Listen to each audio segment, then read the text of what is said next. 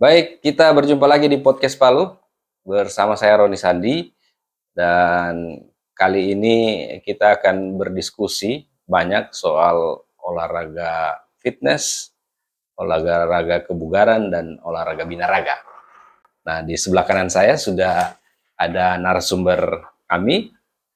Beliau adalah atlet binaraga internasional. Ternyata di Palu kita punya atlet, di Sulawesi Tengah kita punya atlet binaraga Sulawesi Tengah. Ini atlet internasional.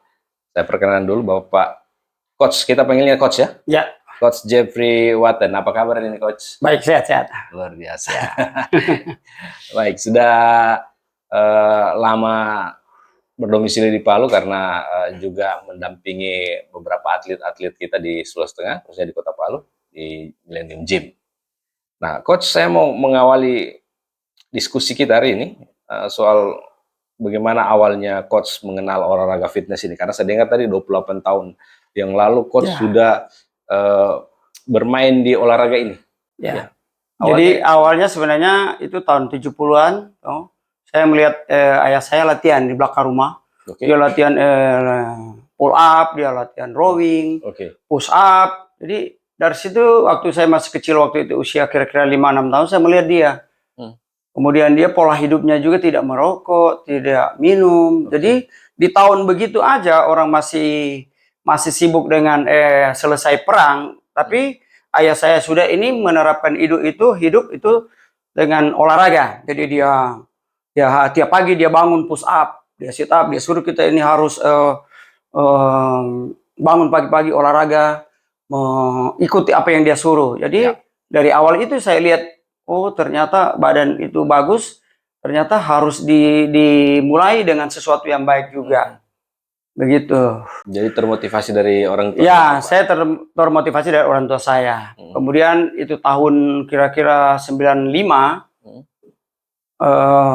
jalan-jalan sama adik saya, dia maunya olahraga, dia suka latihan beban. Saya antar di tempat gym yang kebetulan ya cuma besi-besi tua.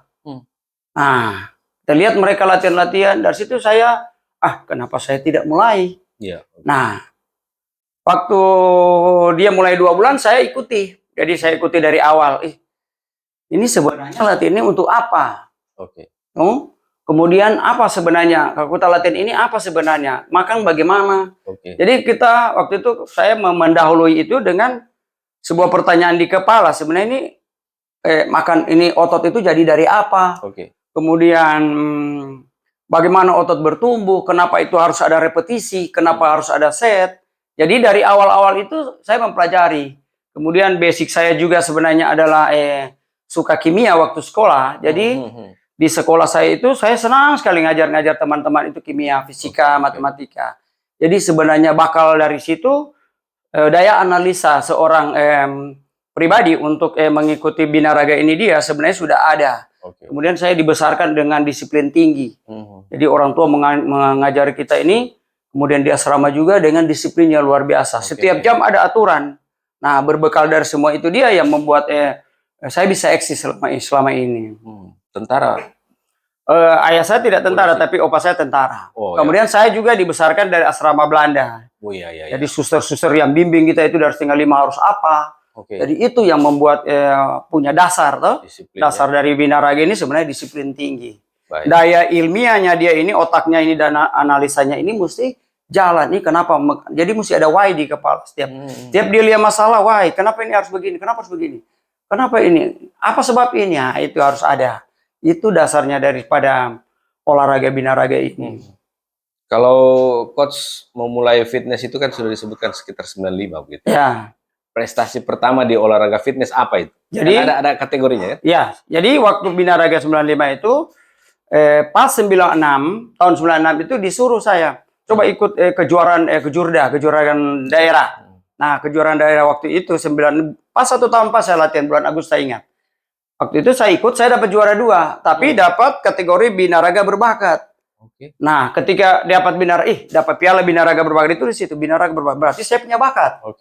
Ketika ada bakat berarti saya pikir saya ada peluang berarti.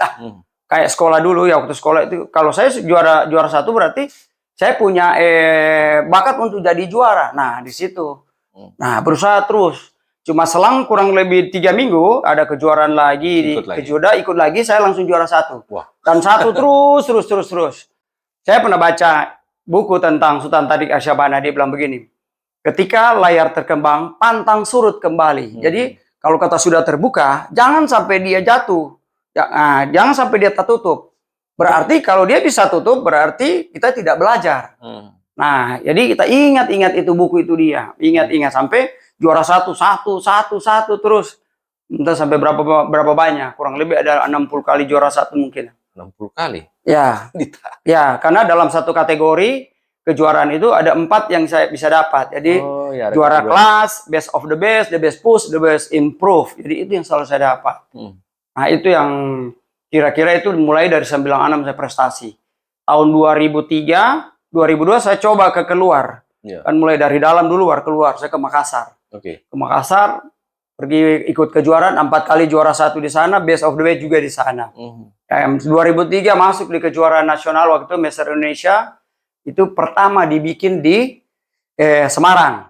Kelas 60 saya juara 2. Kemudian bulan Oktober atau bulan apa lagi ikut lagi. Di Bandung itu dapat lagi juara 2 untuk kelas 55. Nah, beranjak dari situ berarti saya bisa terjun yang lebih besar. Itu yang sampai. Nah, coach, kan untuk idealnya coach menjadi seperti sekarang ini, khususnya Binaraga ini kan tidak, orang bilang tidak segampang membalikan tangan. Saya sekali angkat beban langsung jadi begini gitu. Ada prosesnya begitu. Berapa tahun sampai coach bisa sampai sesukses ini?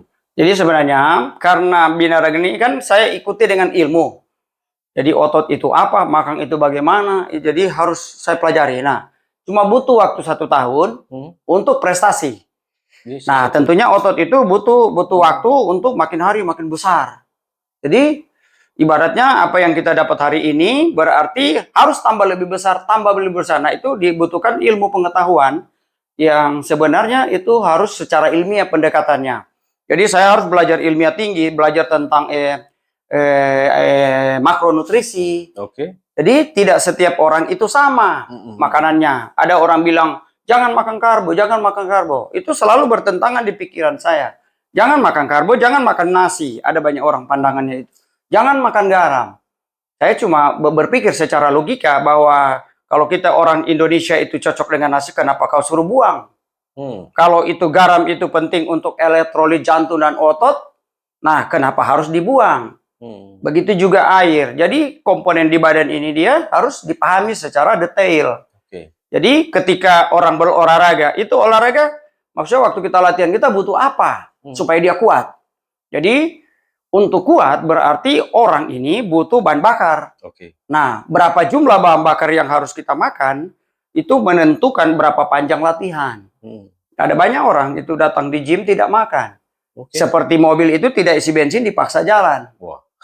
Tidak jalan. Dia datang cuma duduk banyak. Karena apa? Tidak ada tenaga. Jadi setelah dia juga latihan, tujuan latihan itu otot itu dia rusak, terus tidak dikasih makan. Dia cuma makan sayur. Bagaimana mobil sudah habis bahan bakar ibaratnya ini dia cuma isi oli. Tidak jalan. Jadi badan ini pendekatannya adalah pendekatan ilmiah tinggi. Jadi harus diikuti dengan kimia. Tidak bisa cuma sastra. Mari karang-karang. Tidak ada karang-karang di badan. Jadi untuk mendapatkan massa otot berarti kita mesti pahami ini otot butuh berapa protein supaya dia bertumbuh. Butuh berapa jumlah karbo supaya dia bisa bertumbuh. Lemak juga, apa fungsi makronutrisi itu mesti penting sekali. Jadi kalau untuk mendapatkan massa otot yang luar biasa berarti tubuh ini luar biasa, dia cepat sekali adaptasi. Jadi cepat sekali dia jenuh. Ketika dia jenuh, maka yang kita lakukan itu berulang dianggap itu bukan latihan, tapi sebuah kebiasaan. Jadi ada sebuah teori Cosgrove, teori NASA itu yang dia bilang segala sesuatu yang dilakukan secara terus-menerus dalam keadaan yang sama, maka tubuh akan beradaptasi secara spesifik. Dia menganggap itu sebagai kegiatan hari kayak naik tangga, turun tangga, menyapu sama. Ya dilakukan di orang di gym selama ini itu kebiasaan yang dia bikin. Nah, tubuh ini dia butuh sebuah tantangan. Karena dia butuh sebuah tantangan, kepintaran kita ini membuat program latihan, itu mesti terus dipelajari. Karena dia, maksud latihan itu, misalnya kita mengangkat, kenapa harus latihan itu dengan jumlah repetisi 15, untuk mendapatkan massa otot, berapa jumlah repetisi yang harus kita capai. Nah itu. Nah lumayan berat. Dalam, luar biasa dalam sekali. Karena ini kayaknya ilmu pasti ya, tidak bisa kira-kira. Ya, tidak bisa kira-kira. Ilmu pasti dia. Iya, kalau ada makan, dia bertumbuh, tidak makan juga, dia rusak. Tubuh tidak pernah peduli. Dikasih makan habis latihan, dia bertumbuh. Dia tidak dikasih makan, dia kasih rusak balik. Karena dia akan masuk ada kebutuhan basal metabolik, kayak kita berpikir, jantung, itu butuh energi besar. Nah, itu tidak bisa ditunda.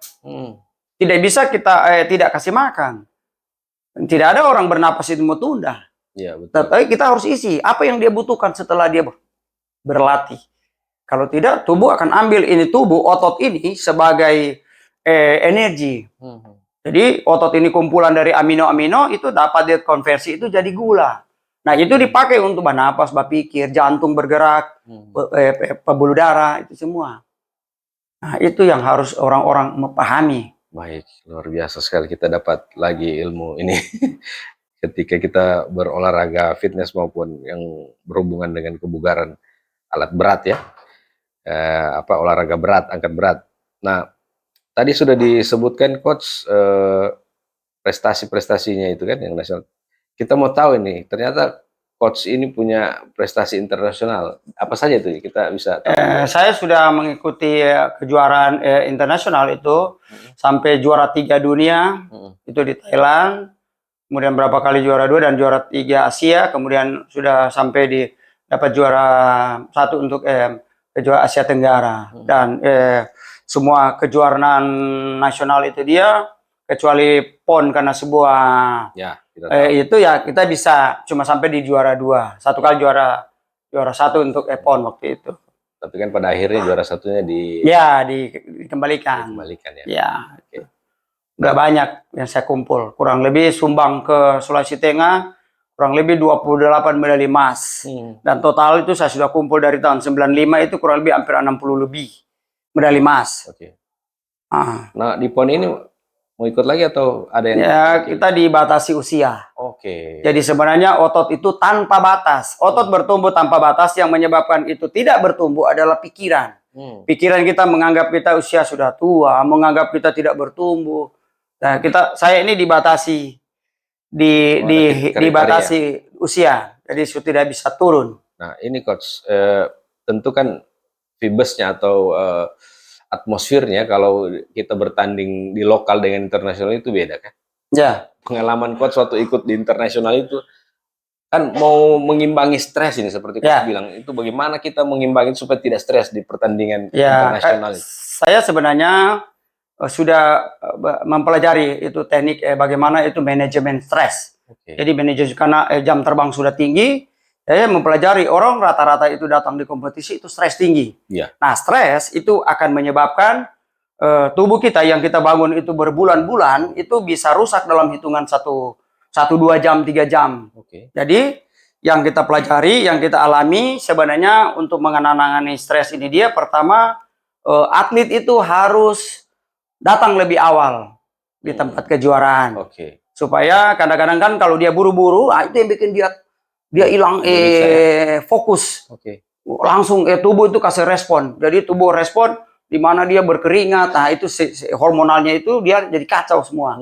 Jadi apa yang kita loading terkonversi itu jadi lemak semua. Jadi luar biasa kerja. Jadi stres membutuhkan energi besar, jangan sampai dia stres waktu kondisi itu. Kemudian pandangan saya terhadap kompetisi itu biasanya semua orang itu yang berhadapan dengan kompetisi itu pasti stres. Pikiran saya kalian saja yang stres. Saya tidak mau. Kalian jika kau takut, takutlah kau. Maka kalian saja yang takut, saya tidak. Jadi teknik kita ini kita menguasai psikologi tentang diri saya dan lawan. Kita mempelajari ini lawan ini bagaimana. Siapa yang terbaik di situ. Ada teknik bagaimana orang mengalahkan orang itu secara psikologi. Belum bertanding. Gitu. Jadi di dalam biasanya dia sudah berbaris. Saya paling jarang sekali berbaris di situ. Saya mundur kira-kira 1-2 langkah dari posisi itu, dan itu kita kasih panas. Jadi orang melihat saya. Supaya orang melihat saya, yang takut dia bukan saya. Oh, sugesti. Ya, itu psikologi. Jadi untuk menaklukkan lawan, taklukkan orang itu secara psikologi. Itu paling penting. Supaya orang melihat, ih, ada dia. Oh, ada Jeffrey. Saya tidak mau melihat orang itu, oh, ada dia di situ. Kau harus lihat ada saya. Ya, jadi bagaimana kita tampil sebagai seorang juara ini yang tidak pernah kalah? Berarti totalitas itu harus menguasai semua. Panggung kuasai, lihat lampu. Kita harus melihat lampu. Ini lampu bagaimana ini? Pencahayaannya ini bagaimana? Kemudian yang kita cari di tempat itu juga bagaimana? Mesti ada AC. Karena panas itu akan meningkatkan suhu tubuh. Nah, air yang keluar. Kalau air sudah keluar, otot yang dibangun, serabut ototnya tertutup dengan air. Ada hormon yang mengendalikan itu. Jadi hormon mengatur, panas. Berarti hormon ini yang mesti lepas air. Kalau dia lepas, selesai sudah. Jadi banyak atlet yang tidak minum atau apa saja itu gara-gara di panggung dia masih berkeringat, gara-gara ada sebuah ketakutan. Manajemen tentang DP stres dia tidak kuasai. Itu yang paling pokok dia bertanding. Luar biasa ini coach punya pemahaman ini. Jadi ternyata olahraga ini bukan sekedar kita lihat sudah bagus di panggung, kemudian ternyata itu ada proses panjang yang harus dipersiapkan. Harus dia persiapkan itu supaya dia memang datang saya juara. Saya datang saya menang. Saya tidak melihat orang-orang di luar sana ada siapa. Kau harus melihat saya. Saya adalah saya. Itu harus dimiliki petarung. Nah, coach, ini saya sebagai orang awam yang tidak paham dengan olahraga ini. Nah, kalau saya melihat di dalam pertandingan itu kan ada fotonya tadi di sini, macam sama saja ototnya, coach. Nah, coach itu bisa di atas panggung ketika bertanding, ketika misalnya juri meminta push apa begitu, bagaimana coach bisa mengeluarkan itu dengan maksimal begitu? Ya, jadi untuk maksimal di atas kompetisi, di atas panggung, pertama menguasai panggung. Pencahayaan, menguasai penonton, menguasai juri. Jadi bagaimana juri ini, karena olahraga binaraga itu bukan olahraga kayak lari, siapa di depan dia menang. Binaraga ini bagaimana kita menarik simpati juri dengan penonton supaya mereka suka. Kalau mereka suka berarti totalitas di atas apa? Rata-rata itu. Kedua, ketika presentasi pose berarti harus secara pelan-pelan supaya tidak stres. Jadi kita harus tahu ini mau mengunci dari posisi apa. Tenang. Jiwa itu harus tenang, pikiran itu harus tenang dari sini ke sini. Kemudian ketika semua orang mempose itu badannya itu dia keluar dari otot itu dia. Bagaimana? Semua boleh sama. Tetapi jangan lupa orang kalau senyum dia akan senyum balik. Kita harus lihat siapa lihat juri mana yang lihat saya harus senyum dia. Itu penting untuk menarik simpati secara pribadi tanpa juri sadar. Nah itu sebenarnya teknik-teknik kemenangan. Kemudian ketenangan. Juri cuma melihat apa yang ada di depan toh. Jadi kuncian kita di otot ini kalau terkunci secara bagus, dia membanding dengan sebelah. Kalau kita terkunci secara bagus berarti yang menang kita. Jadi mesti lihat Yuri. Kalau Yuri lihat ke kita baru kita pose secara maksimal. Ya supaya memang bagus. Fokus. Semua dari bawah, dari kaki sampai paha, sampai perut, sampai di dada, semua sampai tangan itu harus dikontraksi. Kemudian setiap orang pribadi sudah pasti itu punya kelemahan otot. Jadi bagaimana kelemahan kita ini kita tutupi. Yang kita tampilkan saja itu kelebihan kita. Jadi kalau kelemahan jangan coba-coba kasih muncul, kalah. Dibanding dia orang-orang lain sama ini kita sudah telah kalah. Nah ini lagi coach, soal kelas. Kalau macam di tinju atau di olahraga lain itu, kalau kelas itu kan dilihat dari timbangan begitu. Ya. Nah, bagaimana tiba-tiba misalnya coach, timbangan saya ini 70 mau ikut di kelas 70, kemudian tiba-tiba naik. Apa harus diturunkan atau bagaimana ya? Jadi sebenarnya di kelas itu kayak saya ini kelas 60 kg. Nah, 60 kg itu harus posisi 60 kg pas timbang maksimal. Nah, ada strategi lagi. Jadi biasanya untuk perjalanan dari rumah ke tempat kompetisi misalnya di di Jawa atau di mana itu pasti ada di stres perjalanan. Iya betul. Nah, stres itu akan memakan banyak massa otot, akan kehilangan. Jadi strategi kita ini pertama bawa timbangan pribadi. Harus ditimbang terus berarti. Iya. Jadi kedua, jaga jangan sampai ini badan ini stres. Nah, berarti tetap dia akan ada stres. Proses perjalanan kan. Jadi usahakan itu berat badan misalnya timbang 60, itu harus 61,7 atau 62 kilo pas. Itu pengalaman saya. Jadi selalu digantung 2 kilo 3 hari sebelum kompetisi. Jadi misalnya hari berangkat hari Kamis, hari Jumat timbang sore, berat badan dari rumah itu biasanya 62. Nah, di dalam perjalanan kan di pesawat tidak mungkin mau makan, tidak mungkin mau minum. Nah, mana lemopi di tempat itu agak jauh, jadi dia pelan-pelan, tak lucur pelan-pelan. Pas DP hari timbang 60 kilo atau 59,8 kilo. Jadi kalau misalnya orang itu datang 60 kilo, dia start dari rumah 60 kilo sampai di DP daerah timbang, daerah kompetisi itu sisa 58 sudah kalah 2 kilo. Berarti totalitas kalah tebal. Betul. Dia timbang 57, 58, saya 59,9, 58. Jadi menang 2 kilo. Terus proses loading. Jadi proses loading karbohidrat mesti hitung lagi.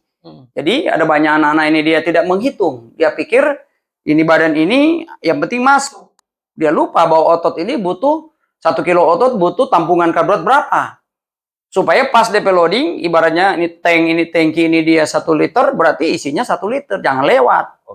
Karena tubuh tidak pernah peduli. Isi pas, dia pas. Isi lebih, dia buang. Mesti pas. Jadi pahami. Harus pahami itu. Berarti lebih sulit menurunkan daripada menaikkan atau bagaimana? Kalau sudah di area kompetisi, mau pasar timbang, itu sulit. Sulit sekali mau buang. Dia waktu juga dikasih cuma 30 menit. Jadi kalau dia misalnya 61 kilo, mau saya turun 60, hitungan 30 menit. Tidak bisa. Berarti dari proses perjalanan itu coach sudah hitung? Sudah dihitung. Dan selalu saya dari dulu begitu. Dari dulu, tiap kali timbang tidak pernah lebih. Tidak pernah lebih. Sudah hitung. Karena pasti akan tergerus di waktu perjalanan. Ya, perjalanan. Itu penentuan. Supaya di hari H tinggal timbang, selesai. Tinggal loading, selesai bertanding besok. Wow, hebat, luar biasa. Kita kayaknya tidak bisa nih, kurang disiplin. Harus disiplin. Binaraga tanpa disiplin sulit. Coach, saya ingin coach cerita sedikit bagaimana coach akhirnya menjadi atlet Sulteng dan membawa nama baik Sulteng. Ya. Termasuk mungkin dibawa bendera gymnya Millennium, ya.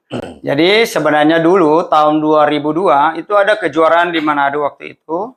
Kebetulan dari tim Palu dipimpin oleh Koawi waktu itu sama ada Farid sama ada atlet satu. Nah, ketemu kita waktu itu di Manado waktu itu kejuaraan. Waktu itu saya dapat 2, 3 atau 4 kategori waktu itu. Nah, mungkin jalan ya. Koawi mungkin awalnya dari situ tertarik. Nah, 2007, 2005, 2007 saya dikontrak waktu itu. Jadi tarik ke Sulawesi Tengah. Nah, bikin perjanjian, bikin surat untuk pindah atlet. 2007 waktu itu ikut Prapon pertama di Jakarta. Cuma masuk di 7 besar. Karena waktu persiapan agak singkat. Nah, 2010 itu Koawi itu ajak kita bagaimana aja. Kalau kau ikut itu di kejuaraan di Bali 2010 itu tanggal 3 Mei saya ingat baik. Waktu persiapan 3 bulan.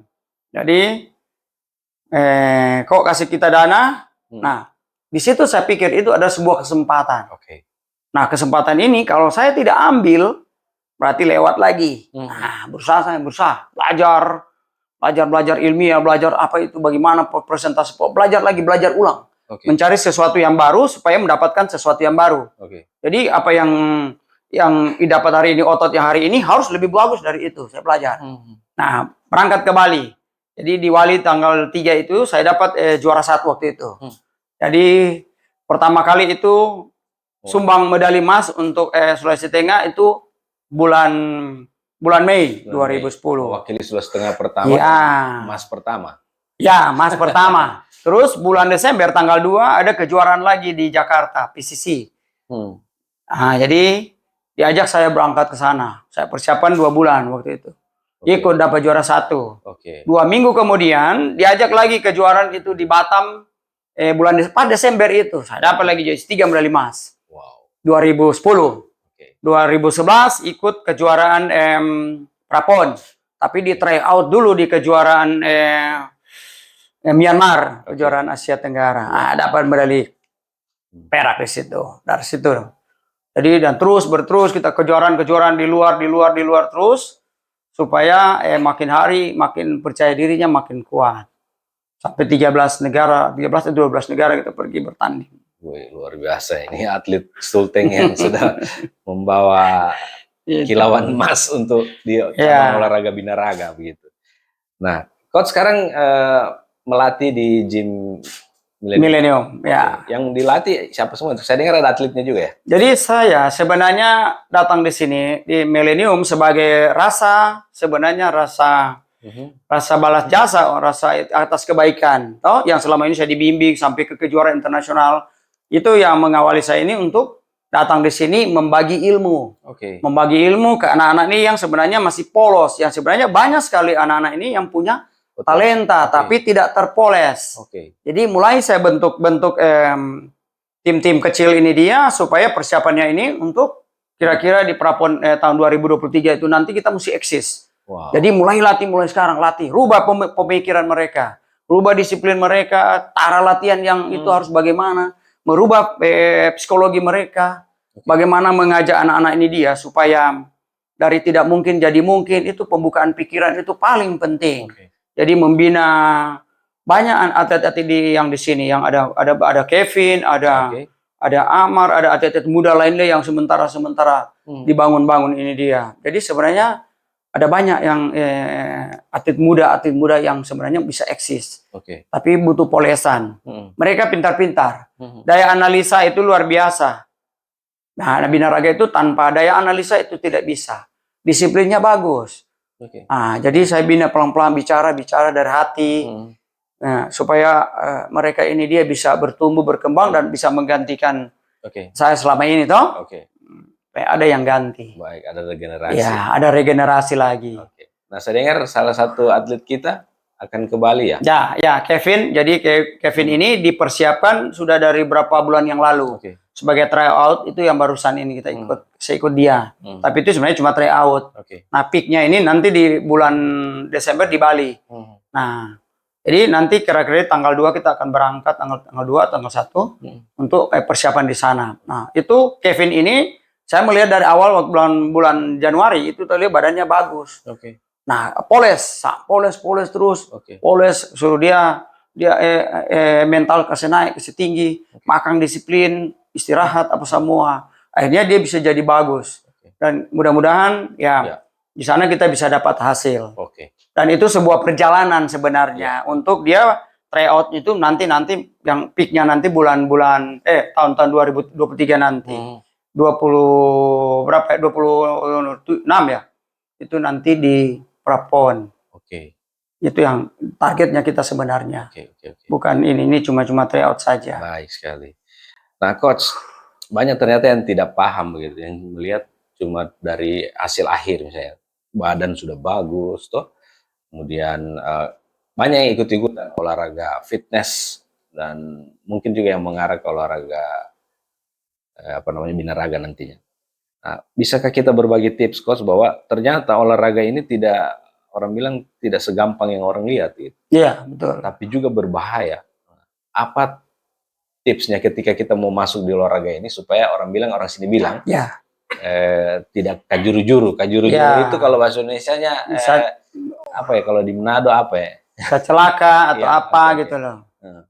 Jadi sebenarnya saya selalu bicara ke anak-anak ini yang siapa saja yang berlatih, dan kepekaan saya ini sebagai seorang pelatih untuk melihat orang-orang yang latihan ini safety atau tidak. Jadi selalu bicara, jangan pernah diabaikan. Pertama, dari sepatu, jadi harus olahraga itu harus pakai sepatu. Jadi kemudian ketika dia latihan, timbang, dia harus ini latihan berisiko atau tidak. Jadi pasang safety-nya. Karena ini kecelakaan itu mengintai per detik. Oh. Jadi tanpa dia sadar kan bisa terpleset. Kemudian ada kadang-kadang kita sudah mempersiapkan betul-betul, tapi ada orang lain yang lengah. Jadi banyak di gym itu dia yang tanpa sadar itu ada banyak kecelakaan karena berhadapan dengan besi. Kemudian olahraga itu bukan berusaha untuk menjadi siapa paling kuat. Karena membina orang membangun tubuh, tidak membangun kekuatan. Karena membangun tubuh berarti tolong dipikirkan bahwa beban yang dipakai adalah bagaimana ini otot yang bertumbuh. Misalnya sesuai dengan jumlah repetisi berapa, Coach? 6 repetisi. Berarti pakai itu beban itu sampai dia bisa di 6 repetisi. Kalau tidak menggunakan beban itu untuk otot bertumbuh, egonya yang bertumbuh. Ego yang bertumbuh, itu yang bermasalah. Nah, orang-orang muda ini dia harus dikasih pemahaman, pendampingan supaya mereka berlatih otot. Beda itu latihan-latihan lifter ya. Lifter itu memang kekuatan. Dia tidak penting soal otot, dia membangun kekuatan saja. Tetapi tidak mengabaikan resiko.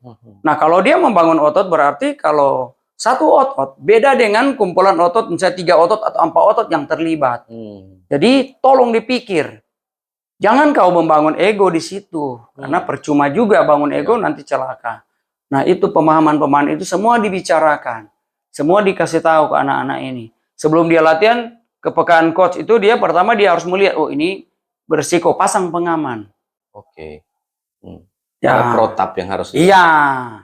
Itu kepekaan sebagai seorang pelatih, pengajar, mengajari orang-orang itu supaya kan kalau misalnya cedera bukan siapa-siapa ya rugi, pribadi sendiri yang rugi juga. Nah, ada banyak kecelakaan-kecelakaan di gym sampai bisa meninggal. Itu gara-gara ego yang bekerja. Dia tidak menghitung resiko terhadap apa yang dia lakukan. Jadi dia tidak pasang pengaman. Dia tidak menghitung ini kekuatan berapa jumlah beban ini dia dengan repetisi kemampuan yang dia mengangkat. Itu yang bikin dia celaka. Orang sini bilang makan puji. Ya rugi sendiri. Mau angka besar terakhir celaka. Kemudian kalau dia berlatih, tolong dulu pemanasan. Karena otot ini dia bisa kuat kalau dia betul-betul dia sudah panas. Jadi tolong merendah sedikit supaya dengan pemanasan itu kita siap mengangkat yang lebih berat. Kemudian mengangkat itu step by step. Jadi beban ditambah pelan-pelan. Kadang-kadang sifat manusia ini yang egonya ini yang sulit dikendalikan sampai celakanya pribadi. Celaka gitu. Ya, banyak di gym banyak. Coach punya pengalaman sempat celaka mungkin atau ada keseleo sedikit gitu. Belum ya? Kalau keseleo pernah. Pernah karena ya memang otot ini kan kita berhadapan dengan besi. Keras dengan daging. Nah, keseleo ada. Tadi selalu bagaimana teknik supaya ini dia tidak terjadi lagi yang sama. Berarti ada yang salah ini dia. Jadi selalu pemanasan. Kemudian beban juga. Nah, kalau misalnya keseleo ada di teknik, bagaimana terus supaya dia hilang dan tidak sampai parah-parah amat. Nah, luar biasa nih sahabat podcast. Nah, itu untuk pengalaman kita berarti kalau yang baru mau ikut olahraga gym atau memang sudah ikut gym, ya itu tadi Coach Jeffrey bilang jangan menonjolkan egoisme. Iya, betul. Jadi selalu menggunakan beban untuk otot bertumbuh. Bukan menggunakan beban sampai ego yang bertumbuh. Coach, ini yang terakhir, Coach. Ternyata di olahraga ini bukan cuma urusan mengangkat beban, gitu kan? Tapi nutrisi juga harus diperhatikan. Jadi begini. Jadi sebenarnya ada 2 orang yang datang di gym. Ada yang gemuk, ada yang kurus. Jadi berbeda DP faktor usia, berbeda tujuan. Nah, orang-orang yang berlatih, pertama dia mesti memahami dulu tujuan. Jadi tujuan saya datang di gym apa? Karena ada banyak orang bilang tujuan saya penting sehat. Saya bilang ke orang-orang ini dia bahwa di gym itu tidak ada orang sakit. Yang ada orang sehat. Sekarang spesifik tujuannya apa? Apakah kita menambah otot atau kita menurunkan lemak atau untuk menjaga saja atau ada apa lain? Ada misalnya ada orang mau ikut kompetisi apa ya itu. Nah, tujuan itu akan menghantar orang ini di dalam latihan yang pas. Nah, jadi dengan pola makan, saya mengajari supaya ketika olahraga beban, olahraga beban itu bukan yang penting kita datang dan latihan, bukan. Tapi diperhitungkan bahwa beban ini dia menggunakan energi, dia membutuhkan bahan bakar. Oh, kayak mobil ini dia butuh bensin mau jalan. Berarti dihitung dulu berapa juga kita mau latihan apa. Oh, dihitung dulu berapa jumlah karbohidrat masuk per satu sesi latihan, berapa protein. Kemudian memahami lemak juga. Demikian juga orang-orang yang membakar lemak, bagaimana membakar lemak. Supaya lemak itu apa? Nah, dia mesti pahami. Kemudian habis latihan. Jadi habis latihan dulu itu ibarat kita badan udah rusak. Berarti dia mesti kasih makan apa yang untuk membangun otot. Supaya proses otot yang dirusak ini itu bisa recovery lebih cepat. Berapa jumlah protein yang masuk, berapa jumlah karbo yang masuk, berapa lemak. Nah, itu harus dipahami sekali. Wah, dihitung sampai segitunya. Detail, sampai detail. Kemudian ya satu lagi yang paling penting adalah ketika orang membakar lemak, dia mesti mengerti. Ini lemak bakar pakai apa? Toh? Jadi ada sebuah artikel yang saya baca bahwa lemak ini sebenarnya secara ilmiah itu dia harus bakar pakai oksigen. Jadi trigliserida lemak itu tanpa oksigen molekulnya tidak bisa dikonversi. Jadi dia mesti pahami, oh kita lemak ini banyak. Berarti bagaimana caranya dia bakar? Berarti dia butuh oksigen. So jangan heran orang lari-lari, orang treadmill, itu sebenarnya tujuannya adalah bakar lemak. Cuma ada sebuah mekanisme di badan ini yang harus orang pahami. Berapa jumlah puls jantung yang harus kita cari untuk proses pembakaran panjang atau pembakaran yang sesaat. Itu mesti dia mengerti. Nah, kenapa itu dia mesti isi karbohidrat, berapa jumlah air yang dia mesti masuk. Nah, jadi untuk latihan. Karena tubuh itu dia sebenarnya dia membakar kalori, itu sebenarnya dia menaikkan suhu badan. Jadi lemak dengan oksigen itu akan menghasilkan panas badan, energi, air, dan CO2. Jadi di latihan itu mesti tarik napas, buang napas. Maksudnya tarik napas kenapa? Karena oksigen yang diambil untuk ditambah trigliserida itu dikonversi itu jadi tenaga dorong dan menghasilkan air. Jadi lemak ini ternyata terhidrolisis, terurai jadi air, dia keluar 80% lewat napas ditambahin CO2. So jangan heran di gym itu ada banyak rasa muntah, mual, gara-gara racunnya ini CO2 nak dilepas. Nah itu jadi saya selalu tidak pernah lelah. Seorang guru itu tidak pernah lelah mengajari. Kalau dia belum jadi hari ini, mulai besok ulang-ulang bahwa latihan itu harus pakai ilmu supaya apa yang kau inginkan dalam jangka waktu sekian waktu selesai jadi. Wow, luar biasa dalam. Tidak terselami belajar badan. Iya, jadi ini sebenarnya kita dapat kalau di kuliah itu 3 SKS ini. Banyak. Jadi ilmu bagaimana olahraga kebugaran itu ternyata ilmunya sangat dalam, kita harus mendalami, tidak segampang orang lihat begitu. Tiba-tiba misalnya, temanku jadi bagus badannya ya, sama ikut gym. Dikiranya itu tidak proses panjang. Iya, itu diproses secara kontinu, terus dan terus, tidak pernah berhenti. Karena badan itu ketika berhenti, hitungan hari dia kembali semula. 3 hari tidak dilatih, dia turun lagi. Nah, itu. Baik Coach, di akhir ini mungkin Coach mau sampaikan apa khususnya buat penggiat olahraga kebugaran ya. Jadi sebenarnya untuk penggiat-penggiat olahraga ini dia tolong tentukan dulu tujuan. Tujuan apa yang mau dicapai jangka pendek. Kemudian karena badan ini luar biasa sulit ilmiah, dia harus mengerti, harus mencari orang yang mengerti. Ada yang mengerti tentang proses ini. Jadi dia harus mempelajari orang yang lebih tinggi supaya dia tidak membuang waktu secara sia-sia di gym. Kemudian dia juga harus belajar secara pribadi. Sekarang kan banyak internet, banyak apa, jadi itu pelajari. Kalau dia tidak mengerti, tanya, bertanya. Dia rajin bertanya. Maka dengan bertanya, dia menemukan banyak jawaban terhadap apa yang dia mau bikin terhadap tubuh. Jadi harus ada agresif di dalam sebuah proses. Ya, itu. Baik, terima kasih sekali buat Coach Jeffrey Watten, atlet binaraga internasional atau atlet berprestasi kita di cabang binaraga Sulawesi Tengah.